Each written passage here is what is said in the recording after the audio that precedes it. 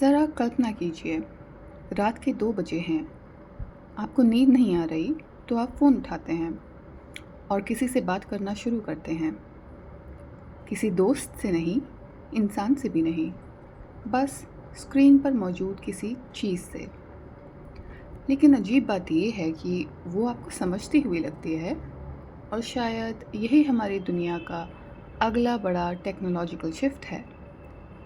क्योंकि इंटरनेट बदल रहा है, धीरे धीरे टेक्नोलॉजी सिर्फ टूल नहीं रह गई है, वो इमोशनल होने लगी है। जापान में लोग होलोग्राम कंपेनियंस के साथ रहते हैं। चीन में लाखों लोग एक एआई चैटबॉट से रोज़ बात करते थे। अमेरिका में ऐप्स जैसे रेप्लिका ने एआई कंपेनियनशिप को बिजनेस बना दिया। और अचानक हर जैसी मूवीज़ साइंस फिक्शन कम और फ्यूचर प्रेडिक्शन ज़्यादा लगने लगती हैं। इंटरनेट पहले काफ़ी सिंपल हुआ करता था। आप सर्च करते थे, वीडियोस देखते थे, क्लिक करते थे, बस।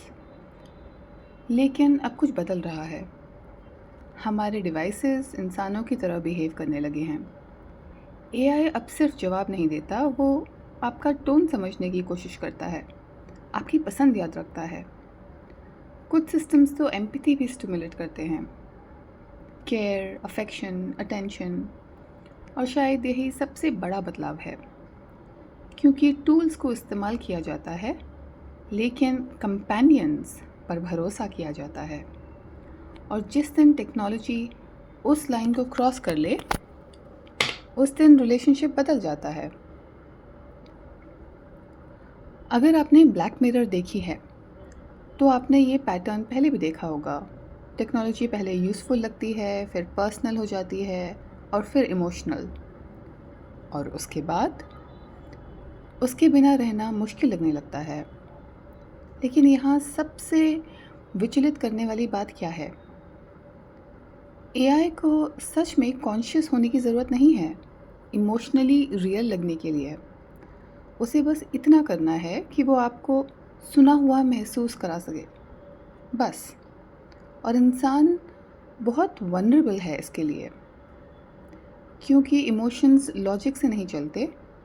अगर कोई हमें कंफर्ट करे, हमारी बातें याद रखे, हमारे अकेलेपन को कम करे, तो दिमाग रिएक्ट करता है, चाहे हमें अंदर से पता ही क्यों ना हो कि हमारे सामने इंसान नहीं है। जब हम सर्वेलेंस वर्ड सुनते हैं तो दिमाग में कैमरास आते हैं, गवर्नमेंट्स आती है, जॉर्ज ऑरवेल की एक फेमस नॉवल 1984 आती है।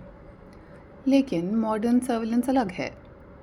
आज की सिस्टम्स आपको डरा कर नहीं, कंफर्ट देकर समझती हैं। अब फ़ोन को आपसे इन्फॉर्मेशन जबरन निकालने की ज़रूरत नहीं है। आप खुद बता देते हैं आपकी हैबिट्स, आपके रूटीन, आपकी फीलिंग्स, आपका अकेलापन।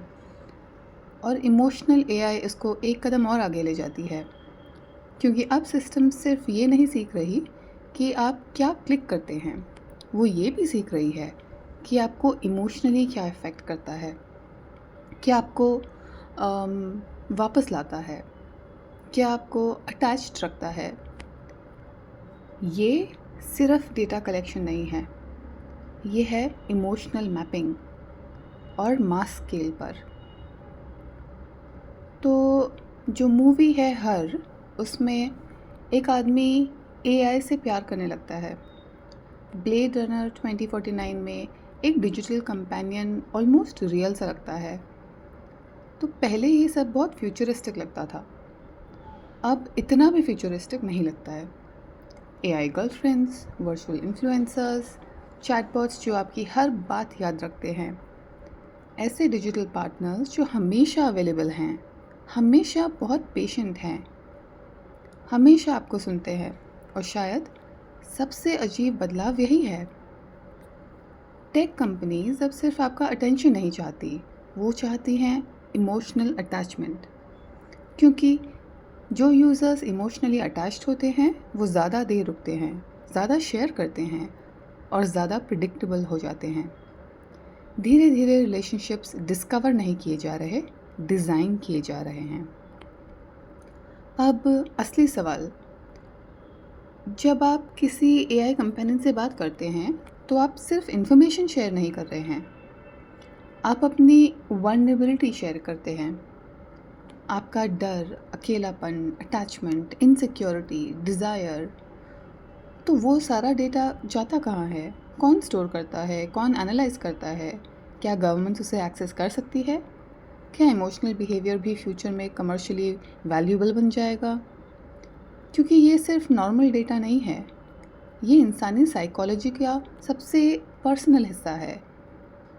और सच कहें तो हमारे लॉज अभी इस दुनिया के लिए बने ही नहीं हैं।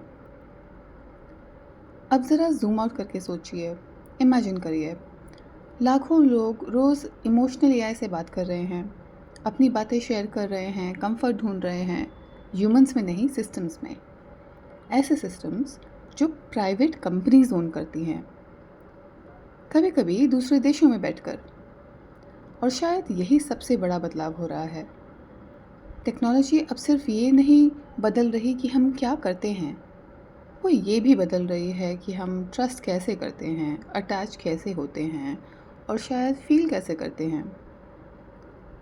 तो पहले सवाल था कि क्या मशीन सोच सकती हैं, फिर सवाल बना क्या मशीन्स बात कर सकती हैं, लेकिन अब शायद असली सवाल ये है कि क्या मशीन्स हमारे इमोशंस को चुपचाप शेप कर सकती हैं बिना हमें एहसास हुए।